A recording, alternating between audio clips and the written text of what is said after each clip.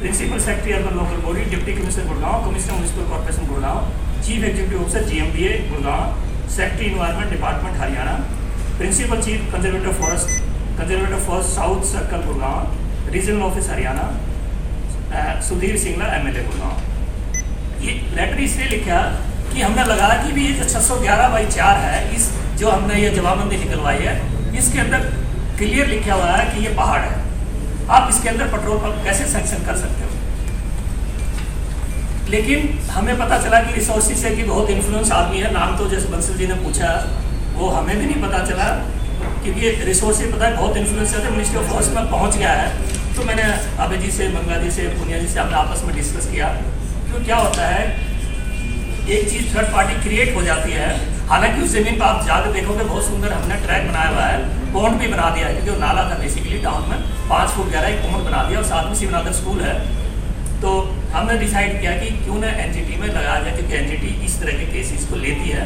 तो बाकी आगे अभय जी ने एक्सप्लेन कर दिया डिटेल में कि NGT ने क्या संज्ञान लिया है। तो मेरा कहने का मतलब है कि आप सभी साथी जब देखते हैं कि सरकार ही गलत काम करने लगती है तो शहर में, तो आप किससे उम्मीद कर सकते हो।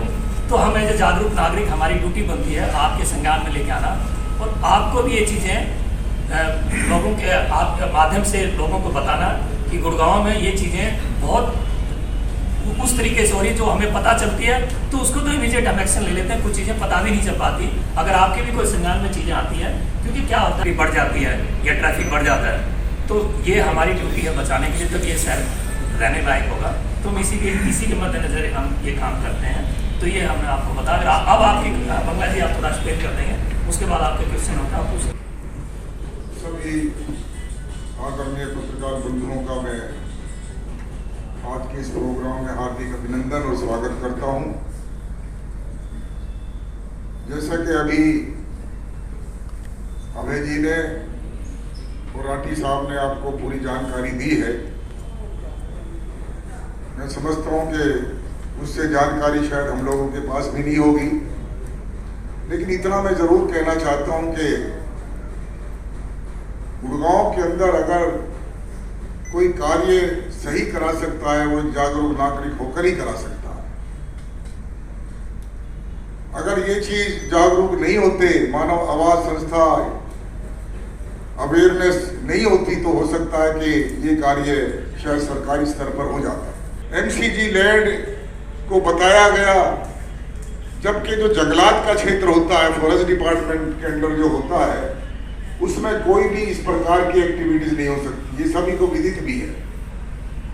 लेकिन उस सभी को ताक पर रखकर जो फैसले लिए गए, ये बहुत ही निंदनीय बात है।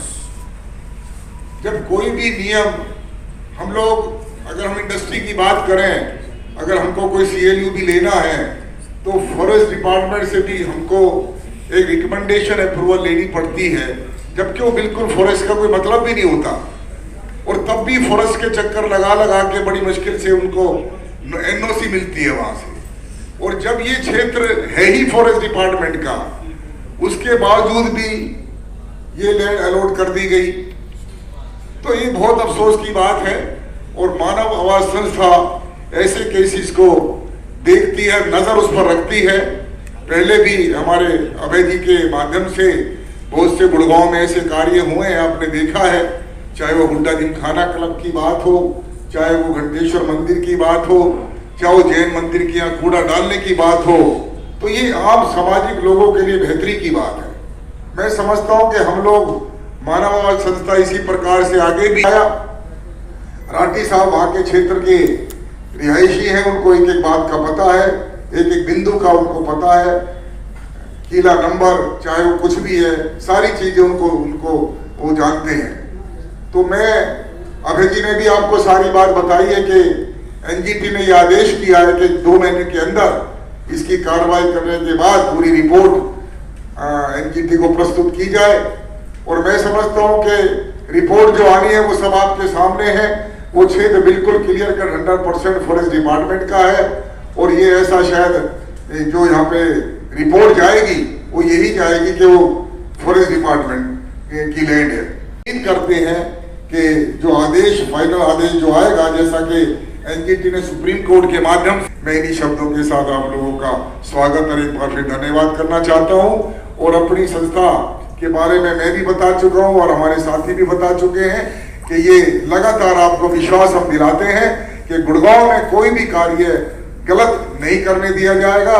इसके लिए मानव आवाज हमें और एमसीजी इसकी ओनरशिप रखती है। चक्करपुर गांव में जमीन थी, जब चक्करपुर को एमसीजी में लिया गया तो चक्करपुर का जो भी लैंड थी उसकी ओनरशिप एमसीजी के पास आ गई। जहाँ तक अभी यादव भाई ने पूछा कि फॉरेस्ट का क्या रोल है, जब कोई पेट्रोल पंप ऐसे लगता है तो फॉरेस्ट डिपार्टमेंट से एनओसी लेनी पड़ती है। और इसमें ये रूल बना दिया गया है कि इवन ये एनओसी हरियाणा का फॉरेस्ट डिपार्टमेंट या गुड़गांव फॉरेस्ट डिपार्टमेंट नहीं देगा, ministry of forest environment and climate change के अंदर में एक हाई पावर कमेटी बना दी। वो कमेटी इसलिए बनाई गई है कि अगर फॉरेस्ट एरिया में कोई नेसेसरी चीज जानी है, मतलब 15 मार्च 2019 को इंडियन ऑयल कॉर्पोरेशन को एक ज़मीन पेट्रोल पंप के लिए अलॉट कर दी।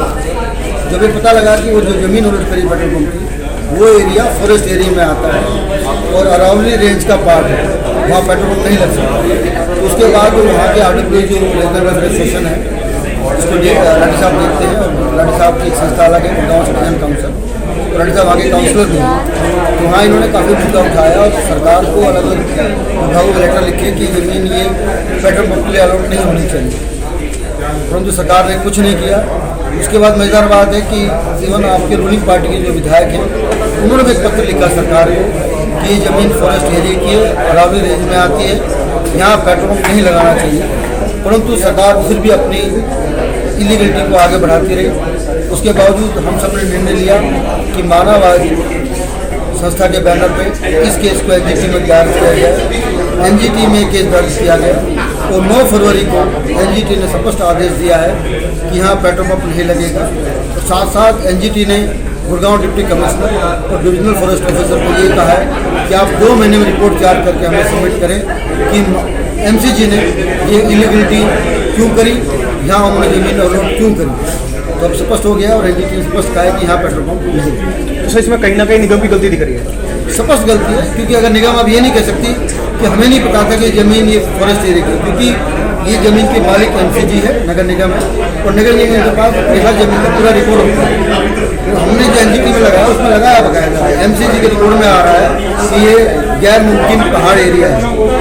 वो कागज हमने एनजीटी में लगाया तो एनजीटी ने स्पष्ट माना कि यहाँ पेट्रोल पंप लगना अरावली रेंज से संबंधित नियमों को वायलेट करना होगा। तो एनजीटी ने तुरंत आदेश दिया कि यहाँ पेट्रोल पंप राठी सर आपका क्या कहना है फैसले बताया डिटेल में, क्योंकि ये मुद्दा 2019 में आया था।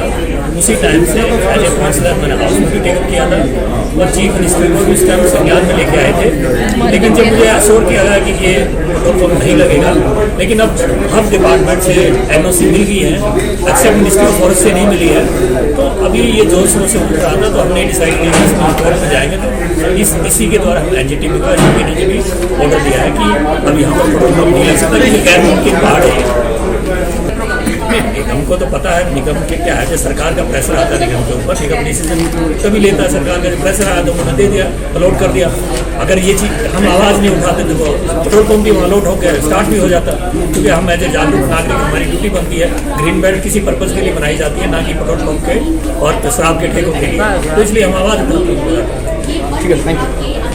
जानी है जो उस एरिया से जानी पड़ रही है, तो इसलिए ministry of environment forest and climate change का एक हाई पावर कमेटी है जो एनओसी देगी इस चीज़ के लिए। तो वो परंतु एनजीटी ने स्पष्ट ऑर्डर में स्पष्ट कहा है कि यहाँ पेट्रोल पंप नहीं लग सकता। ये जमीन एमसीजी की है, परंतु क्योंकि ये फॉरेस्ट एरिया था तो फॉरेस्ट को एनओसी देनी पड़ेगी। पर अभी गुड़गांव फॉरेस्ट डिपार्टमेंट ने कोई एनओसी नहीं दी है। उन्होंने स्पष्ट ये लिख दिया है कि अगर एनओसी लेनी है तो इसकी एनओसी आप एनवायरमेंट ऑफ मिनिस्ट्री से लें। गुड़गांव और हरियाणा उसमें एनओसी दे ही नहीं सकते।